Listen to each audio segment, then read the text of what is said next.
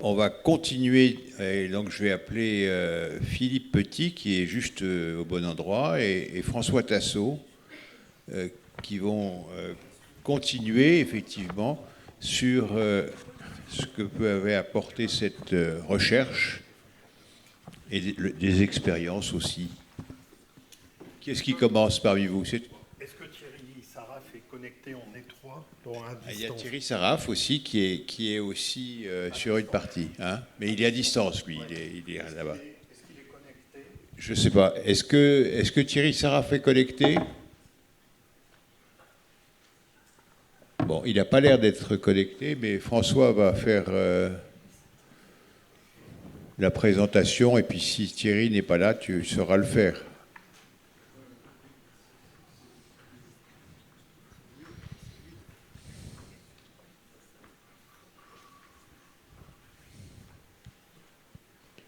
Donc Philippe, là, c'est toi qui commence? C'est François. C'est François.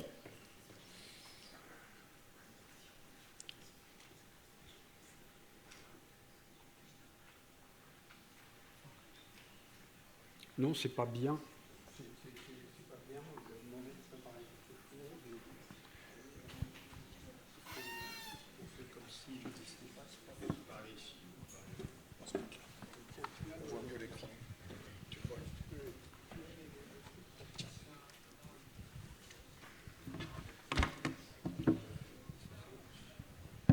C'est bon là?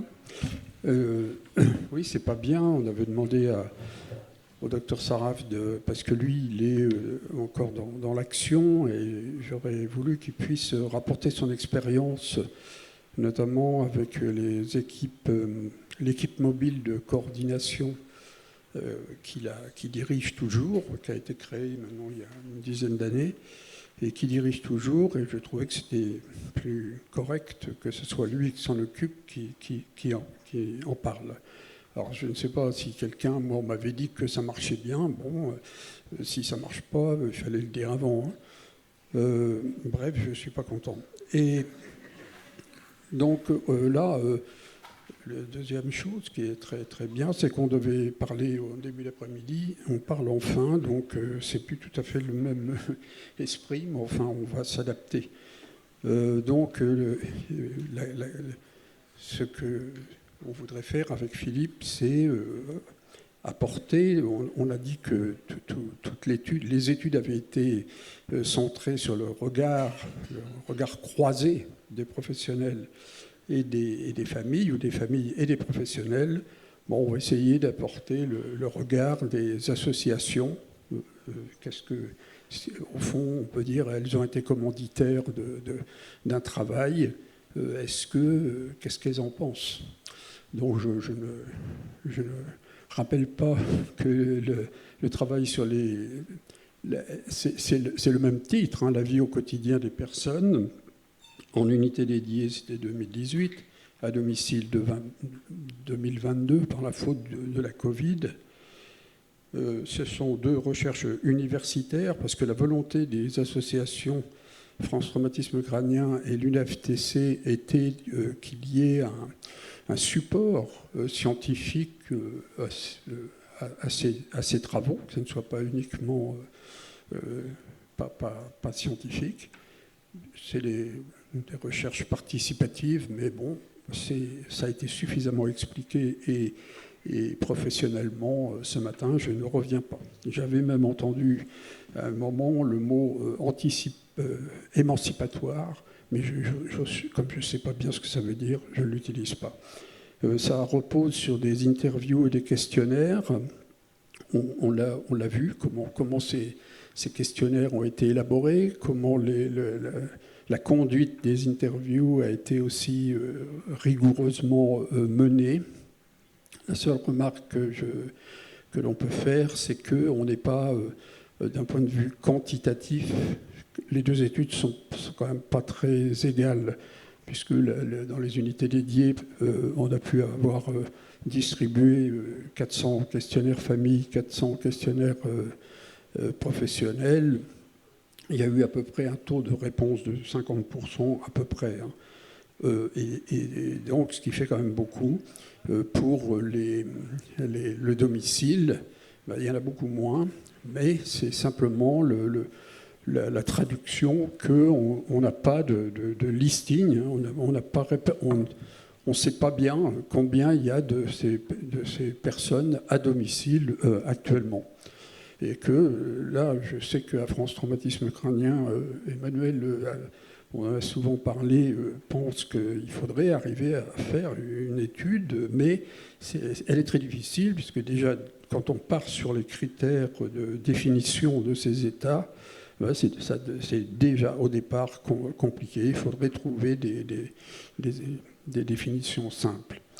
Après, les deux études ont été menées selon deux angles, projet de vie, qualité de vie. Qualité de vie, c'est entre guillemets, parce que apprécier la qualité de vie de quelqu'un qui lui-même ne peut pas la définir, c'est difficile. Et c'est pour ça que, après, notamment je crois avec Edwige, on avait conclu que, eh bien, on approcherait la qualité de vie par les témoignages des familles et des professionnels. J'ai retrouvé dans mes archives, parce que moi j'en suis maintenant au temps de l'archivage dans mon activité, et j'ai retrouvé ce qui avait été écrit alors en 2015, je crois, et à la suite de la réunion des deux conseils d'administration des deux associations le 19 décembre 2012. Et il y avait eu un constat où on se réjouissait de la circulaire de mai 2002, mais on notait que sa mise en œuvre avait été inégale sur le territoire, inégale en termes de mise en place, parce que certaines régions n'en avaient pas, inégale en termes de modalités de prise en charge, selon, vous savez, les unités dédiées sont adossées à un autre service, alors selon que c'est un service de rééducation ou un autre, ou de gériatrie ou autre chose, c'est pas tout à fait la même chose. Et enfin, on constatait que le projet de soins était souvent limité aux soins de base et que le projet de vie était quasiment inexistant. En fait, on se trompait.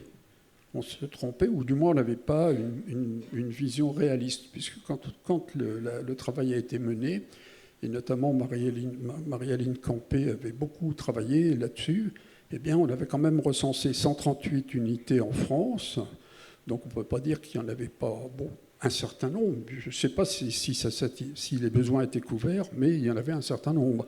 Et puis ça couvrait 12 régions sur les 13 régions métropolitaines. À vrai dire, je n'ai pas trouvé celle qui manquait, mais vous pouvez chercher.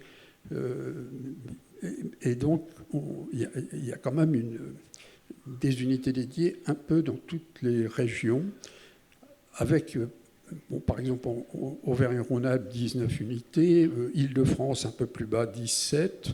Alors on peut dire qu'il y en a autant, sauf qu'en Auvergne-Rhône-Alpes, c'est 19 unités pour 8 millions à l'époque, alors que l'Île-de-France, c'est 17 pour 12 millions. Donc il faudrait regarder ça un petit peu autrement. Mais c'est déjà pas mal. Après, on a, les deux études ont montré, ont révélé un certain nombre de choses, qu'un challenge a été relevé. Les unités ont acquis un savoir-faire spécifique, mais Philippe l'a déjà dit à de nombreuses reprises, intégrant même de façon imparfaite un projet de vie.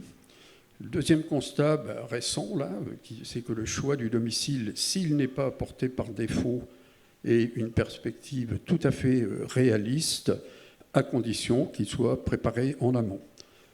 Autre constat, c'est que unités dédiées et domiciles ne sont pas antinomiques, on devrait plutôt dire ne s'excluent pas l'une l'autre. C'est-à-dire qu'on a vu, en faisant ce travail, qu'il y avait un certain nombre de situations où domicile et unité dédiées travaillaient dans une certaine continuité, complémentarité, et qu'il fallait chercher à maintenir un bon lien entre les deux modalités. Ce lien reste essentiel et son efficacité requiert qu'il soit personnalisé, c'est-à-dire nominatif et coordonné. Mais tout ça, ça a été dit est plus que dit dans la journée. Il reste que le concept de soin reste à formaliser. Et que vraisemblablement que quand j'entendais Bruno parler de la HAS et du travail, des recommandations qui ont été faites pour le polyhandicap, eh bien on pourrait penser que ça serait intéressant d'avoir le même travail, ou enfin un travail du même type pour ces états de conscience altérés. Alors ce qu'on a appris dans ces deux travaux, que ce concept, il a des spécificités. D'abord, les circonstances de survenue, on n'est pas dans l'acquis de la naissance, mais, pardon, on n'est pas dans le handicap dès la naissance, mais dans quelque chose d'acquis, souvent traumatique, violent, et qui commence par un coma. Et les gens, j'ai mis une citation où les gens disent très bien, enfin les familles disent très bien qu'il y a un avant, un après. C'est quelque chose de... La deuxième spécificité, c'est la temporalité, pas tellement la temporalité dont parlait Emmanuel Hirsch, mais la temporalité pour avoir un diagnostic de chronicité, de poser un diagnostic de chronicité. Ce diagnostic, il est longtemps incertain. Il est porté tardivement. Et je ne sais pas si vous avez remarqué, dans les deux études, enfin au moins dans celle d'aujourd'hui, les gens sont à domicile 3 ans après la survenue de l'accident. Hein, ça veut dire que c'est pas, ils partent pas de la réa directement chez eux, ou alors ils sont restés 3 ans en réa, ce qui m'étonnerait. Et pour les unités dédiées, c'était à peu près pareil. Je n'ai plus les chiffres exacts en tête, mais ils allaient dans les unités dédiées après un long temps d'observation. Après, en même temps, ce diagnostic de chronicité, on en a parlé, je crois que aussi Emmanuel Hirsch y a fait allusion, il marque l'arrêt de la poursuite d'un objectif de rééducation, ce qui, à mon avis, n'est pas obligatoire, hein, et Marianne Gourichon nous l'a très bien montré, hein, ce n'est pas obligatoirement un arrêt dans une perspective d'amélioration, et il figerait la situation dans une routine de vie, ce qui a été dit également. Et enfin, la dernière spécificité, c'est que cet accompagnement, qu'il soit en milieu sanitaire ou à domicile, eh bien, il doit se faire dans la longue durée. Alors, à domicile, il est sûrement à imaginer, bien qu'il y ait eu beaucoup d'expériences de rapporter. Dans le milieu sanitaire, il existe, puisque les unités dédiées ont une dérogation d'âge qui fait que les personnes peuvent rester tout le temps nécessaire. Après, le concept qu'il a à définir, c'est un concept qui est certes proche des soins d'éveil de coma. Il commence par des soins d'éveil de coma et il va se prolonger pour les questions de neurologiques, neuro-orthopédiques, relationnelles. On va rester dans cette idée d'éveil de coma, sauf que l'éveil ne survient pas, ou du moins, comme je dis souvent, l'éveil commence et puis, pof, il s'arrête à un stade, à un état. Il semble que ce soit difficile de le faire changer. Il est aussi proche des soins aux personnes polyhandicapées, mais Bruno l'a déjà dit. Et enfin, il est proche de la médecine palliative. Je dis bien médecine palliative et non pas soins palliatifs, parce que soins palliatifs, c'est tout à fait connoté fin de vie à court terme, ce qui n'est pas le cas. On n'est pas dans alors ça peut être le cas, mais en règle générale, ce n'est pas le court terme de la fin de la vie. Alors la médecine palliative, c'est le soulagement de l'inconfort, de la douleur, l'anticipation des complications, l'hygiène, l'alimentation et beaucoup d'autres choses. Alors après, le projet de vie, classiquement, dans l'unité dédiée, il va se bâtir autour de trois aspects, les soins, les activités, les relations entre famille et professionnels. Mais quelle que soit la manière dont il est fondé, l'objectif est de penser le quotidien au-delà des soins. Et là, j'ai repris la suivante, montre Marianne Gorichon retrouvera peut-être quelque chose qu'elle avait fait en 2019 pour la restitution des unités dédiées. Elle avait écrit un très beau texte sur le lieu de vie. Vous lui avez posé la question, qu'est-ce qu'un lieu de vie pour vous? Et là, elle avait beaucoup développé cet aspect. Moi, je l'ai complètement simplifié. Mais grosso modo, elle dit qu'un lieu, c'est d'abord un lieu où vit la personne, c'est son adresse. C'est l'endroit qui lui permet de vivre. Après, c'est un lieu où il y a de la vie autour. Ça a été redit aujourd'hui. Comme elle disait, à l'époque, la vraie vie est en dehors. Monsieur Hirsch en a parlé aussi. C'est-à-dire, la vie, elle doit être autour de la personne. C'est un lieu où on est considéré en tant que personne et non pas uniquement comme un patient ou une personne handicapée ou un handicapé, ce qui lui fait reconnaître son identité. Et puis enfin, c'est un lieu qui confère à la personne un statut, celui de vivre, et là je cite Madame Gorichon, parmi ses semblables humains, et qui, par sa présence, se met à l'épreuve la solidarité et l'accueil de la différence autour d'elle et dans la société tout entière. Alors là, pour terminer, j'ai remis la filière. Alors Nelly Monrobert, qui est là, doit reconnaître cette photo, ce qui date de 2002, hein, ou 2003, qu'on avait élaboré avec la RH Rhône-Alpes à l'époque pour essayer de placer les unités de proximité dans un ensemble. Et moi, en le revoyant aujourd'hui, je dis, là, on a l'impression, je me retrouve dans un cours de physique en terminale où on voit un circuit électrique avec des éléments en série, là, c'est ce qu'il y a en vert, et puis des éléments en parallèle, ou je ne sais plus comment dire, en quoi ? En dérivation, qui sont en bas. Et bon, alors on ne va pas pousser plus loin la comparaison, mais ce qui est très important, c'est de voir les flèches. On voit qu'il y a des flèches qui sont unidirectionnelles. De ma foi, il y en a très peu. Et puis beaucoup de flèches qui sont bidirectionnelles.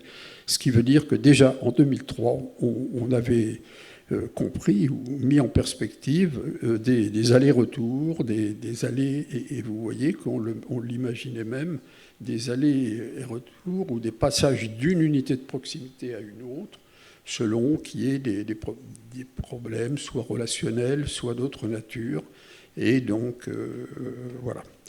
Alors maintenant, pour maintenir tout ce dispositif, on a créé un certain nombre de choses. On avait à l'époque, et notamment les unités de l'équipe mobile de coordination, il y a qu'à mettre la suivante, d'orientation, de coordination et de suivi des patients EVC-EPR en Rhône-Alpes. Alors, bon, allez, alors si Thierry est là, c'est merveilleux. Est-ce qu'il est là? Thierry, es-tu? Bon. Thierry Saraf, est-ce qu'il est connecté? Et là où le monsieur, il sait peut-être. Thierry Saraf, est-ce que vous êtes connecté?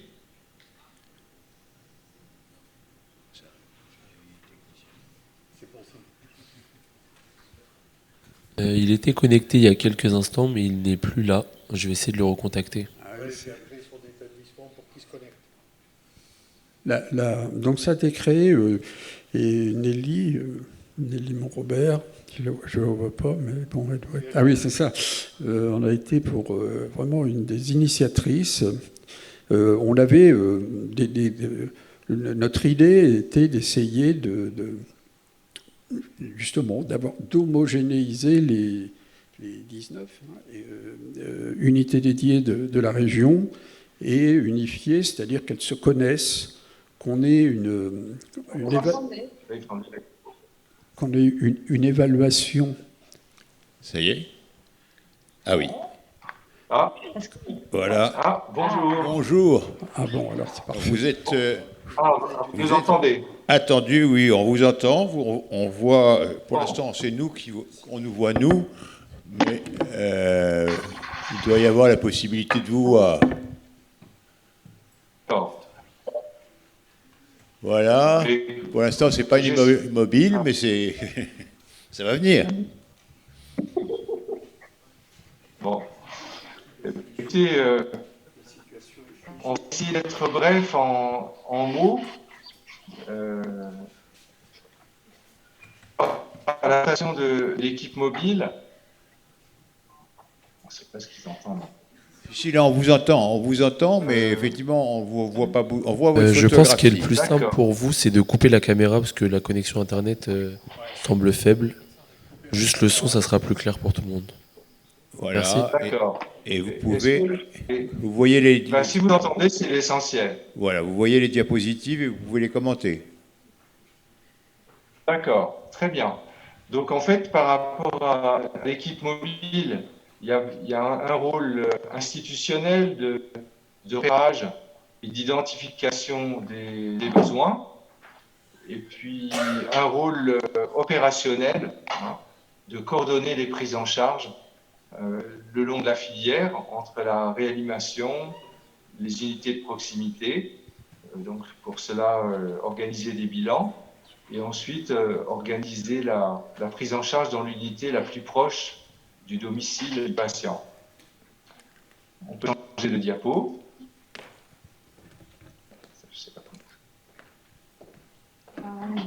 Ah voilà.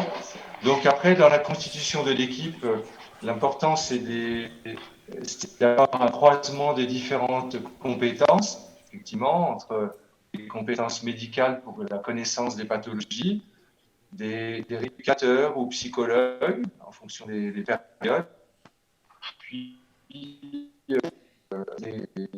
avoir une connaissance des problématiques familiales et sociales. Donc, c'est une équipe pluridisciplinaire qui permet de repérer les problèmes, les difficultés, les éléments les plus importants à gérer. Voilà. Donc, après, par rapport à notre thème d'aujourd'hui, à la diapo suivante, c'est vrai que l'équipe mobile est d'abord orientée vers la filière hospitalière, historiquement. J'ai mis 3 mots-clés importants entre repérer les besoins, rencontrer les patients et leurs familles en réanimation ou en unité de proximité, avec des avis spécialisés pour les équipes ou un accompagnement spécialisé pour les familles. Et puis ensuite, d'orienter vers les structures correspondantes, soit les structures d'évaluation ou les unités de proximité. Et c'est vrai que la diapo suivante, on voit bien que c'est aussi important, même s'ils sont moins nombreux, d'avoir des structures qui sont aussi des familles et des patients qui sont à leur domicile. C'est la diapo suivante. Alors, on a eu plusieurs cas effectivement, de patients qui ont été, qui sont sortis de réanimation directement avec l'HAD et qui arrivent à leur domicile, et que ce soit les médecins traitants ou les SAMSA, ils sont vite en difficulté. Dans certains cas, ils ont fait appel à nous pour réintégrer ces patients, soit pour des bilans, soit pour des séjours de répit.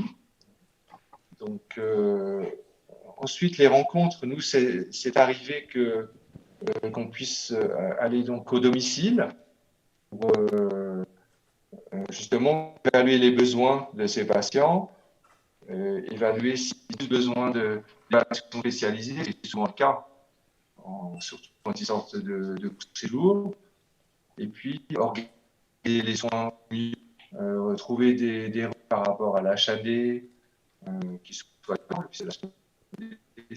c'est souvent à courte durée.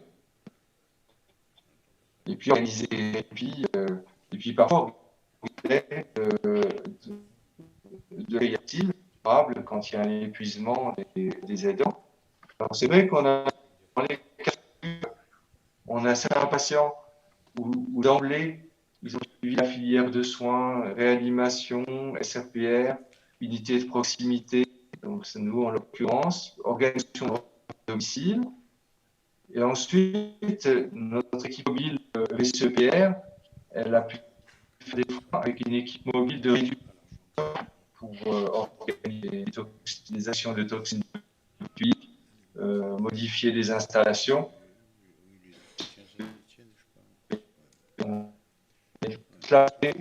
Pour ou réaliser des soins.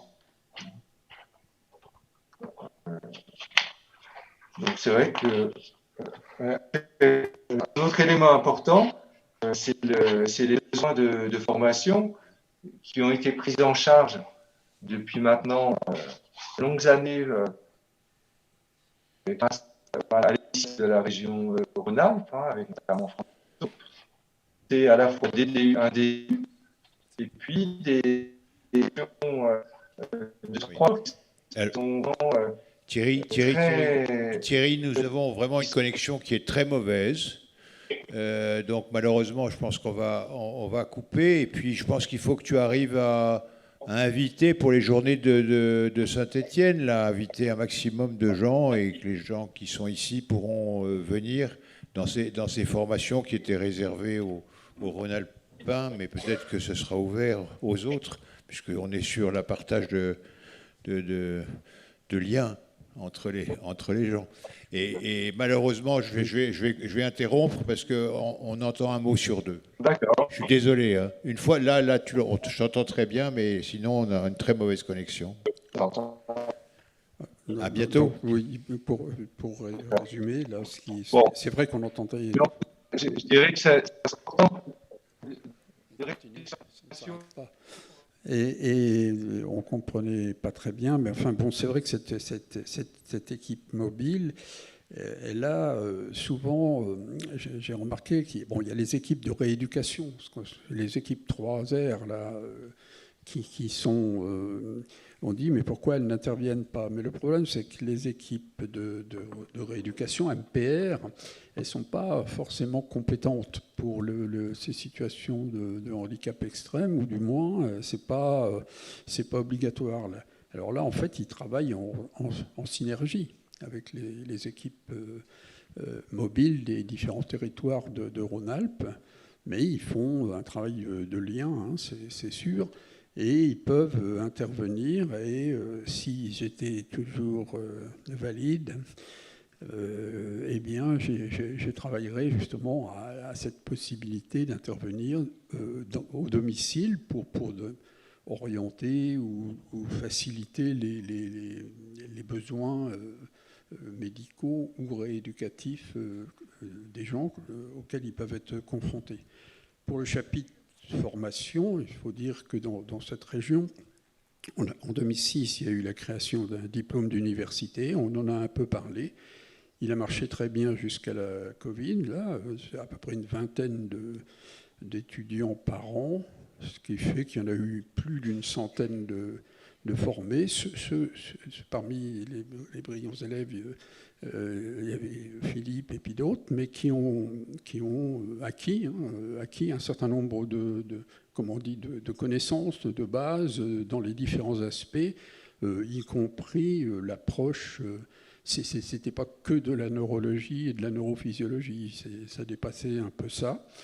Alors ça existe toujours, mais je crois qu'ils ont eu un arrêt par le distanciel. Là, et puis là, ce qu'ils voulaient expliquer, c'est qu'il y avait aussi des petites formations, enfin, je ne sais pas si on peut dire petites, des formations plus courtes de 3 jours qui proposaient au centre médical pour le personnel des unités dédiées, et avec la perspective aussi, et ça reste difficile, de faire des formations pour les aidants directement, ou les auxiliaires de vie, parce qu'il y a quand même tout ce qui est à domicile, c'est difficile de trouver de dégager du temps pour la formation. Alors la formation, elle est souvent faite par les familles elles-mêmes, hein, mais on pourrait imaginer ou créer des dispositifs différents.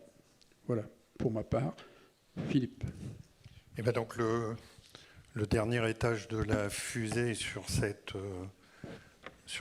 recherche, c'est ce qu'on appelle pompeusement les recommandations des associations. Alors c'est un peu prétentieux dit comme ça, mais ces travaux donc, qui ont duré 10 ans, d'abord sur les unités et ensuite sur la vie à domicile, ont été accompagnés par... D'abord, c'est une recherche participative, on l'a dit à plusieurs reprises, et donc, dès le départ, conçue avec un comité scientifique composé à parité de professionnels et de familles. Donc, les familles sont partie prenante de la recherche et ont contribué à la conception, à la mise en œuvre de la recherche. Recherche participative, mais aussi recherche appliquée. L'un de nos financeurs, c'est la FIRA, Fondation internationale de recherche appliquée sur le handicap. Et donc la FIRA, elle a un effet vertueux sur la recherche, c'est qu'elle est très attentive aux livrables et aux modalités, aux produits d'application de la recherche. Alors dans les produits de cette recherche, dans nos livrables, il y a bien sûr un rapport d'étude, mais il y a aussi une plaquette à l'usage des familles et des professionnels pour préparer le retour à domicile. C'est là-dedans qu'on trouve quelques recommandations. Et puis, il y a un livre de témoignages donc, que Anne avait mis à disposition ce matin. C'est un peu notre fierté tous les deux, François et moi, d'avoir finalement fait entrer ce sujet à l'université. Tout à l'heure, Emmanuel Hirsch a souligné l'intérêt d'avoir conduit de la recherche académique, universitaire, repérée comme telle et qui donne lieu à des publications.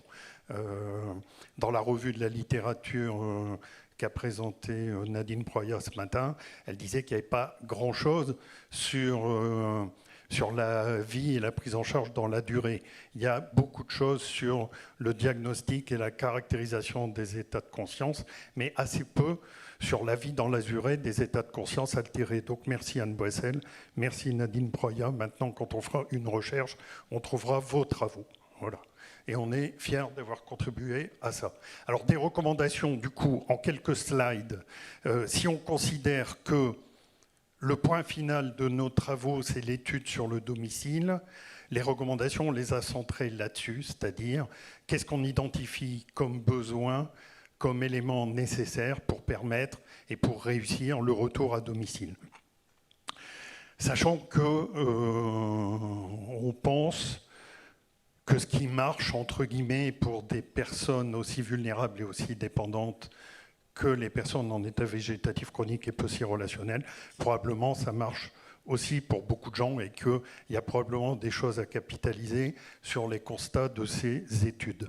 Alors, les recommandations, on peut les regrouper en 3-4 thèmes. D'abord, un socle de compétences nécessaires. Ça a été dit à de multiples reprises toute la journée. L'aide humaine à domicile, c'est un métier qui ne s'improvise pas. Il faut que ça soit professionnalisé. Ça repose sur des principes éthiques. Emmanuel Hirsch en a parlé longuement et on a bien vu que le domicile n'est pas un sanctuaire à l'abri de tout problème qui pourrait exister. C'est comme ailleurs, ça doit être ouvert, ça doit du coup être interactif et ça nécessite un niveau de professionnalisation important, des compétences pour les personnes qui viennent travailler à domicile. On ne va pas comme ça chez les gens, c'est pas comme aller au bureau ou à l'usine.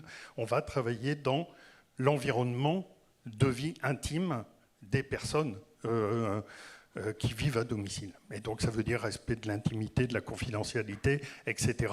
Et puis un socle de connaissances spécifiques, François en a parlé, sur ce que sont les états de conscience altérés et finalement les lésions cérébrales acquises.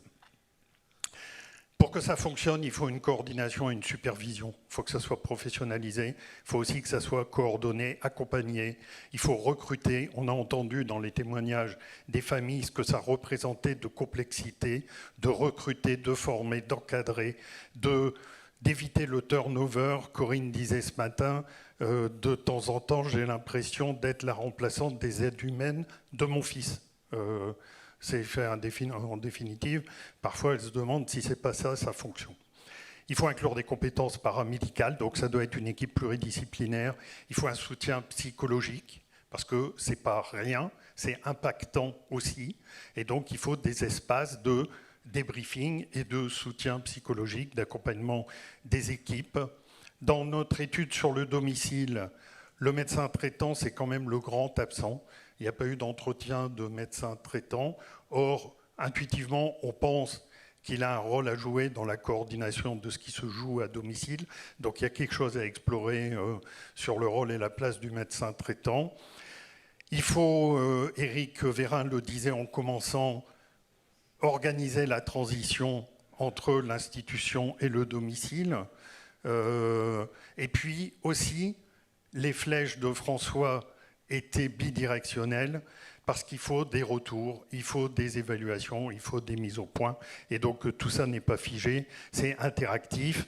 L'équipe mobile, la liaison n'était pas très bonne, mais c'est une originalité de la région Rhône-Alpes d'avoir mis ça en place il y a déjà pas mal d'années, où ils avaient anticipé que les unités avaient besoin d'un prolongement vers le domicile pour soutenir la vie à domicile des gens qui avaient souhaité s'organiser comme ça. Ça doit s'anticiper et se préparer dès l'unité et longtemps en amont. Ça passe par des mises en situation, une réflexion sur l'aménagement des lieux et tout ce qu'on peut imaginer qui relève de la logistique, mais qui conditionne la faisabilité. Des réévaluations périodiques, parce que les personnes EVCEPR, elles sont comme tout le monde, elles ont un état de santé qui évolue, elles peuvent avoir des épisodes intercurrents, d'infection, d'aggravation, ou de situations d'ailleurs qu'on doit explorer pour comprendre ce qui se passe parfois.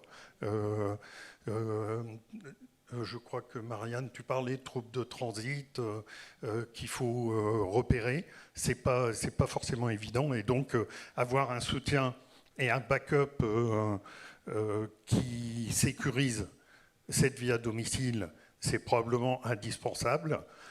Et ça s'accompagne dans la durée. Alors la durée, c'était ce que Emmanuel mettait en évidence avec tout ce que ça comporte de fragilité, de précarité et de nécessité d'ouverture, d'interaction, prévenir, restaurer des espaces de vie personnels, prévenir l'épuisement des proches, éviter l'enfermement, partager les angoisses, adosser le domicile à nouveau, c'est un peu récurrent, à une structure qui permet de prendre le relais, d'accueillir la personne en séjour de répit quand c'est nécessaire.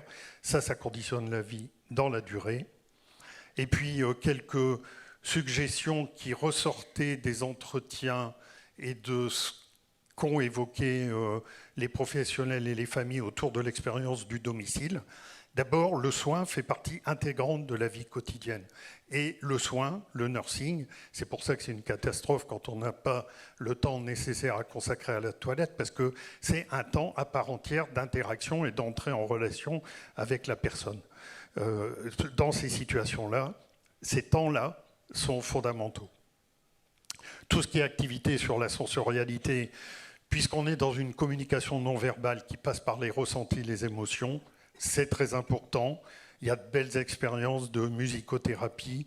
Moi, j'ai ces retours-là avec mon fils où, mis en groupe, il est en interaction avec les autres et il communique encore davantage ses émotions que quand il est seul. Les contacts avec les animaux, on en a parlé. C'est une médiation intéressante.